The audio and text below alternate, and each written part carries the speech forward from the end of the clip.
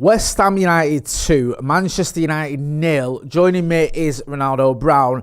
It feels to me like we're looking at the end game here for Eric Ten Hag, Ronaldo.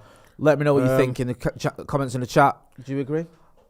I'm not quite sure, but he's definitely he's on watch at the moment. Yeah, I think the Liverpool draw might have bought him a little bit of time, but I think if he did lose handily against Liverpool and then lost again today, I think he was in serious trouble. And the next team that we do play in the league is Villa. I think Tuesday could be a day of reckoning for him because McCullough alluded to it on the watch along about doing the same things over and over again and expecting a different result. And we're seeing that a lot from Ten Hag in terms of his selection and his tactics. But I think it's more so his tactics, if anything, because the selection issue of it, we've had injuries, we've had all sorts of problems and people unavailable and suspensions and so forth. But in terms of the way he's setting up the team and the same kind of vulnerabilities that we do show and the issues that we show week in, week out, I'm not seeing him do anything to repair it. We just set up week in, week out in a way that's suboptimal is the word. It's not like it can't maximise the players that we do have. It's not kind of masking some of the struggles and the lack of quality that some players. I think I'm almost running out of things to say about it because I think I'm saying the same things every single week. And I don't know how else I can shape it or how else I can word it, but we've got more results like this coming if he doesn't fix them. Is McTominay love affair? I don't understand. No, I hear that. People were getting all waxy lyrical about him when he did score goals, but when he doesn't do that, he offers nothing else. I thought Bruno was quite poor today as well. We've got a front three of Anthony, Højlund and Garnacho. There's absolutely 0 goals in that front three. If you compare that front three to Bowen, Paqueta and Kudus, you'd think that West Ham spent all the money they have had on their front three. I know Garnacho was an academy product, but the chasm in quality is too broad between teams that we should be better than. And even though West Ham beat us 2-0 today without having to be that good. Usually when we used to come to places like Upton Park or you're playing against West Ham, they'd have to be on top. The crowd's into it and it's almost a hostile atmosphere and they've got almost, if they win 2-0, they've put in an exceptional performance. Teams can almost play half-assed and still come away with a result against us. I think we showed nothing. That's 4 games in a row now we haven't scored a goal, but we're also too featherweight. I feel like we're too vulnerable. We're not really good in second balls. Duels, we almost lose out on. We look like we're conceding every set piece. It's just a team that's almost full of players that are too comfortable with losing. And that really, really bothers me. No, I agree. AD, I've said this for a little while about United. AD, who's been a member of the academy for 3 months, says Eric Ten Hag's acquisitions have backed him into a corner. Anthony shouldn't be starting near the league. Rasmus is turning into Forlan, not his fault. I mean, it isn't great when you look at Rasmus Højlund's goal scoring record. I do think he's a good player, but the fact is he's just not getting the service. The amount of times we get down the wings and we don't cross, we don't pick him out. We just either try and get a shot off or we just hit the first man with an attempted cross. It's sickening, it really is. And the whole McTominay thing, right, we were talking about this on the watch along, and people might go, you've got it in with McTominay. Before the game, we looked at that team and I said, like, the worry I've had for the last few weeks is Bruno and McTominay together. Bruno, for me, is much better when he's near the opposite end of the pitch. He's better as an attacking midfielder. You're dropping him deep, you play McTominay as the attacking midfielder, and unless McTominay scores, he offers you 0 influence on the game. And he isn't scoring. Like, he was for a little spell, but he scored in 3 Premier League games this season. If you've got a team, especially a club like Manchester United, that's relying on Scott McTominay for goals, then you got a serious problem. Yeah. And he's come into the team, and the way Ten Hag's shoehorned him into the team to put Bruno out of position and play in an area that doesn't suit him. Bruno's always been an output monster, so goals, assists, key passes. He's never been someone with high ball retention, a high pass accuracy, and almost someone with any pause or controls the game. That's not him. And when you're playing him with McTominay, he almost has to shoulder a little bit of that responsibility that doesn't suit his game. Yeah. He needs to be playing where McTominay's playing, and either playing Amrabat or an Eriksen, who was available today, a little bit deeper, who can actually control the game a little bit more. I think he's set the team up where he's giving players responsibilities that they can't handle and putting them in positions that don't suit them. And go on, I think the fact that he's playing McTominay and put Bruno, because Bruno was quite poor today. Yeah. But usually he's one of them players where if he's giving the ball away in the final third, it's fine because he might create something. But because he's playing deeper now to accommodate Scott McTominay, you're losing that as well. And then you've got Kobe Mainoo playing in a 6 as a single pivot, 18-year-old, isolated. We've seen it week in, week out. Every time that team's counter-attack and transition, there's big, huge gaps. The 6 has to cover way too much space. And teams just get chances way too easily against us. It feels like, even like West Ham today, they get in twice, a couple of mistakes. You've got McTominay ball watching Paqueta. Bruno doesn't track Bowen on a run. And it's quite weak goalkeeping at the end, but it shouldn't even get there in the first place. And you can count 1, 2, 3, 4. You can count a multitude of mistakes in like literally every passage of play or any time that an opposition gets chances. But I think teams are coming against United now and they're just smelling blood. They feel like we can get a result here no matter who they are. And we don't even have to play that well because there's going to be at least a 10-minute period of the game or some point in the game where United are going to be shite. They're not going to trap runners.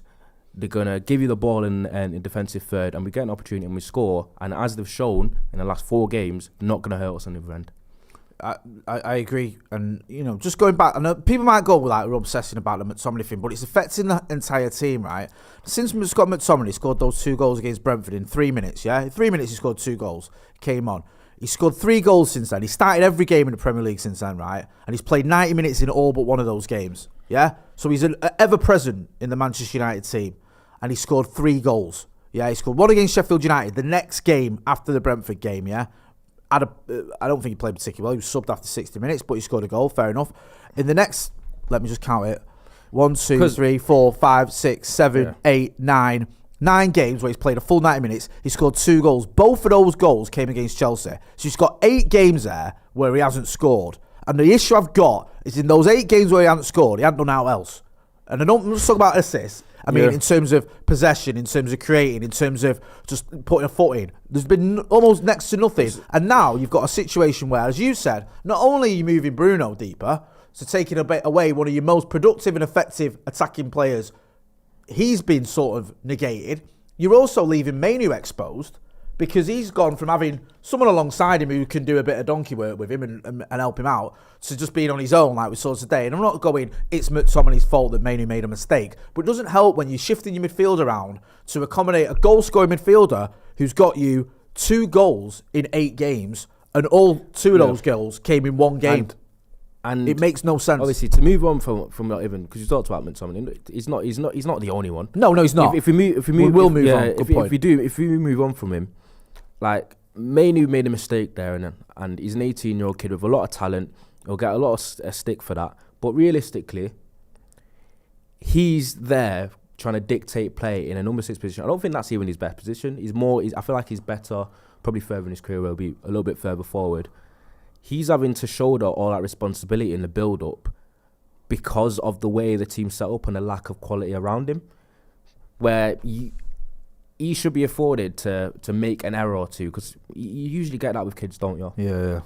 You usually have problems with consistency, but since Mainoo's come in, he's been really, really good, makes good decisions, and he's made 1 error where he's trying to control plays, passed it, and I think he's thinking about his next pass, and he's had a dodgy touch, and you get punished in this league. It's the Premier League. Quality players like Paqueta and Kudus, they'll make you pay.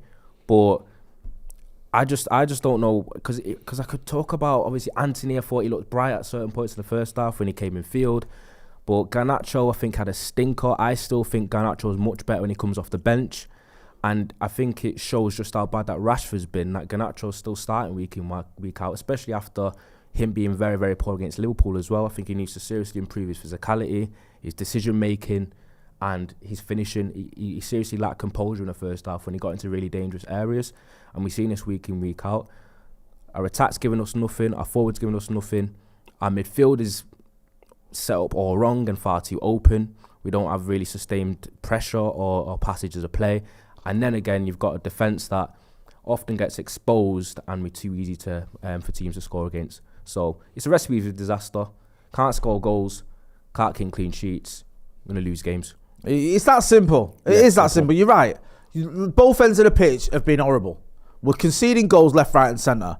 3 against Bournemouth. I know we got a clean sheet at Anfield, but 2 against West Ham. You know what's going on this season in terms of conceding. I don't need to labour the point that a lot of teams have been able to get goals quite easily against us. And you ain't scoring. You're never going to win a football. I know it's obvious, but you will never win a football match if you don't score a goal. And we're not scoring any. How many games is it? 4 games now without a goal? Yeah. Like, come on, man. That's just... It's obvious, but it's true. We're not scoring any goals. And you can't have an attack... 3 players in attack who've got what? Today, the starting 3 players have 1 Premier League goal between them. That is a recipe for disaster. It really is. Addy in the Super Chat has been a member of the Academy for 3 months. Eric Ten Hag's acquisitions have backed him into a corner. Anthony shouldn't be near the league. Rasmus is turning to falling. Not his fault. I might have already read that. Abhinav Verma, member of the Academy for 32 months. I'm just tired of these players dropping heads every game. Those geniuses at the top, like overspending and poor team planning, is just costing us. Coach Zach Buckeye for life says Bruno plays so many hero passes, making us look like a Route 1 team. Game fell apart when Bruno started complaining. Why did we buy Mount, Donny van der Beek and Ericsson if we don't play them in games like this? Ericsson, I think, has come back from injury. Mount's still injured. Donny van der Beek, we bought him under Ollie, and I think he's done. He's going to Frankfurt next week. Brian Kelvin says players don't shoot, don't pass in dangerous areas. Ruud van Nistelrooy won't score in his team. When an 18-year-old and Luke Shaw are your best players, you're a mess. Avid Barry says our team is too young, too inconsistent. Brian Kelville repeats his point about Ruud van Nistelrooy won't score in his team. Henok Bazeba says wingers think they're good enough to be selfish. I agree. Advait says we forget that we played many youth players in the team because we don't have enough players on our bench to fill the gaps. Look at the bench. Eric Ten Hag is doing the best considering injuries and form. Yeah. I half agree with that. You have to give him some sort of leeway. The fact we have got injuries. But the players that are available, I don't think he's making the best use of them. I don't. I agree with you. I don't think it's a good idea because for me, the way Garnacho's playing. I would be happy to give Rashford another chance on the left-hand side because I think Garnacho is effective off the bench, unlike Rashford, I don't think he is. Because we aren't seeing performances. No. We're not seeing performances, and I think if you've got injuries, you can still see some like remnants of a strategy, of a plan, or some sort of philosophy. I don't see that. No. Every week, and what annoys me is twice that this has happened now. All right, so we had a good first half an hour against Copenhagen, with this new setup where he set up the team very differently. And we looked the players looked comfortable, we looked quite bright, and then he went away from it and he never went back to it, which was confusing to me. Against Liverpool, he set up with Amrabat and Mainu, and obviously Bruno was unavailable, but we looked a little bit more solid and we looked a little bit more less like open in terms of when teams counterattacked on us. Liverpool still had chances, but they didn't have like gilt-edge big chances. I feel like we had the bigger chances in the game, so we looked a little bit more solid. And then I don't know if he's took some sort of false sense of security or false sense of encouragement from that, and then he's gone to West Ham, been a little bit like less respectful of them, gone open again with the McTominay and Bruno midfield, leaving Mainu isolated, and once again we get hit a couple of times on quick transitions when we lose the ball. Obviously, the Mainu mistake people will harp on. I think it was a poor one from the lad, but I think. Outside of that, he's been one of our better players for a while now, and that says a lot for a kid that young. But there needs to be something seriously done, and if we can't score goals, I think the least that Ten Hag needs to do is make us a little bit more pragmatic and make us a little bit more solid, and he can't seem to do that. I agree. Advait says we can't have a strategy if you don't know who's going to be available next week. We have too many random injuries. He has to improvise. He can and does have to improvise, but he's not doing it in the best way possible, as we've discussed. I've put a link in the chat. I know it's a bit of a sad one today, but I've put a link in the chat. We're going to be in Dublin on the 28th.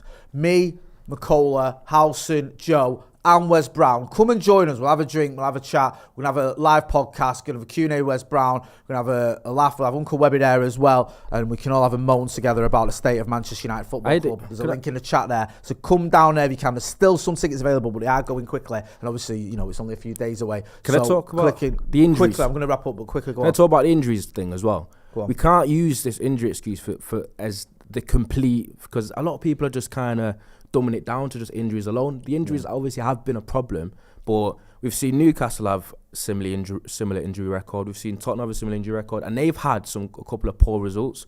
But it's the same way that I talked about Arsenal with early days in our tale. It's still about optics, and even though Tottenham's results and Newcastle's results took a bit of a downturn when they have had injuries, they've still put on performances. And you can still see that they have the same type of patterns, the same strategies, and the same philosophy. And you can still see an idea there. With United, it's with injuries or not, you can't see performances and you can't see an idea of what Ten Hag's trying to do with the team. If you get me. But with Eddie Howe and with Ange, even though with Spurs and Newcastle, and they've had injuries and had players out, you can still see at least some performances and things that they're actually trying to do, and a little bit of like a synergy and a framework there. But with United, I don't see that. And is that going to change? I was hopeful that it can, and I'm still trying to keep that hope. But as we said with the insanity thing, seeing the same things done and the same mistakes being made and the same things being ignored week in, week out, it's kind of lessening my hope for things to change. I agree. Don't forget as well, we've got the 12 days of Paddock, where if you join our membership over the Christmas period, you've got the chance to win prizes. We've done big prizes in the past, and we're going to do big prizes again this time around. Go and check it out. You've got extra content on the members section as well. And also, we'll be in Dublin on the 28th. Ronaldo, always a pleasure, my brother, despite the result. We're going to be back. We've got the preview coming up to the Villa game. We're going to be hearing from Stephen House. We're going to be hearing from Andy Tate as well, and Adam McCullough later on. So make sure you are hitting like, share, and subscribe. Big thank you to everyone who's shown us love. We've got over 730,000 subscribers, which is phenomenal, and it's not easy watching content around Manchester United Football Club, but we'll be here, and I look forward to chatting to you guys over Christmas. We'll be back as well for the Villa game. But Ronnie, thanks for joining me. Have a good Christmas, everyone, and hopefully better days ahead. Thanks for watching.